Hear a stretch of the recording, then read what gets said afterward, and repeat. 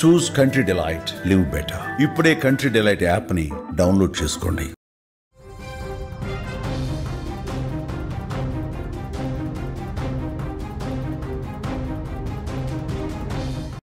Breaking news చూస్తున్నాం. సొంత స్థలంలో ఇల్లు కట్టుకునే వారికి శుభవార్త అందించింది. పీఎం ఆవాస్ యోజన కింద 2.5 లక్షల రూపాయల సాయం అందించబోతోంది కేంద్ర ప్రభుత్వం. గ్రామ వార్డు సచివాలయాల్లో నమోదుకు అవకాశం కల్పిస్తూ ఉన్నారు. నవంబర్ 30వ తేదీన తుది గడువుగా కూడా నిర్దేశించడం జరిగింది. ప్రజలకు రఘురామకృష్ణంరాజు ఈ సందర్భంగా కూడా విజ్ఞప్తి చేశారు. సొంత స్థలం లేదా ప్రభుత్వం కేటాయించిన పట్టా స్థలంలో ఇల్లు నిర్మించుకోవాలనుకునే అర్హులైన లబ్ధిదారులకు రాష్ట్ర ప్రభుత్వం శుభవార్తను చెప్పిందని కూడా చెప్పుకోవచ్చు. కేంద్ర రాష్ట్ర ప్రభుత్వాలు సంయుక్తంగా అమలు చేస్తున్న ప్రధానమంత్రి ఆవాస్ యోజన పథకం ద్వారా 2,50,000 రూపాయల ఆర్థిక సహాయం అందిస్తున్నట్లు AP assembly deputy speaker Raghuramakrishnamraju ఒక ప్రకటనలో అయితే చెప్పడం జరిగింది. ఈ పథకం గురించి వివరిస్తూ రఘురామకృష్ణంరాజు ఒక వీడియోను కూడా విడుదల చేయడం జరిగింది.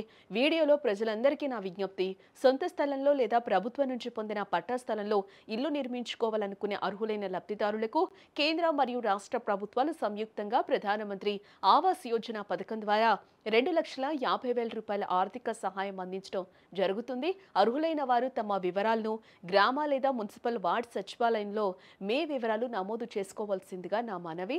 ప్రతి ఒక్కరికి సొంత ఇంటి కలను నెరవేర్చాలని గౌరవ ముఖ్యమంత్రి చంద్రబాబు సంకల్పానికి మనవంతుగా నవంబర్ 30వ తేదీలోపు మే వివరాలు నమోదు చేసుకోవాలని కోరుతున్నాను అంటూ కూడా రఘురామకృష్ణంరాజు సోషల్ మీడియాలో పేర్కొనడం జరిగింది.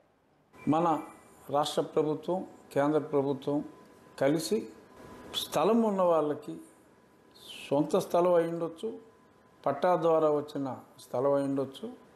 స్థలం ఉన్న వారందరూ ఈ 4 సంవత్సరాల్లో ఇల్లు కట్టుకోవడానికి వీలుగా సచివాలయాల్లో, మున్సిపల్ ఆకివీడు అయితే మున్సిపల్ సచివాలయం, గ్రామ సచివాలయాల్లో రిజిస్టర్ చేసుకుంటే మీకు గ్రాంట్ 2,50,000 రూపాయల గ్రాంట్ కేంద్ర రాష్ట్ర ప్రభుత్వాల నుంచి లబ్ధిదారుడికి ఇవ్వటం జరుగుతుంది.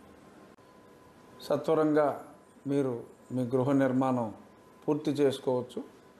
ఇక్కడ నమోదు చేసుకోవటానికి ఈ నెలాఖరు వరకు సమయం ఉంది. నమోదుకి కావాల్సిన పత్రాల వివరాలు తెలియజేస్తాను. మీ కుటుంబ సభ్యుల ఆధార్ కాపీ, ఉద్యోగంలో ఉంటే job card, bank passbook copy, caste certificate, కుల ధృవీకరణ పత్రం, ఆదాయం ఉంటే ఆదాయ ధృవీకరణ పత్రం, రేషన్ కార్డు కాపీ, అలాగే మొబైల్ ఫోన్ నెంబర్. ఈ వివరాలన్నీ మీరు ప్రత్యక్షంగా వెళ్ళి ఆ సచివాలయంలో, అన్ని సచివాలయాల్లోనూ అందరినీ అలర్ట్ చేయటం జరిగింది. గతంలో ఎన్రోల్మెంట్కి కొన్ని సాంకేతిక ఇబ్బందులు తలెత్తినాయి. ఇప్పుడు ఆ ఇబ్బందులు ఎటువంటివి లేవు.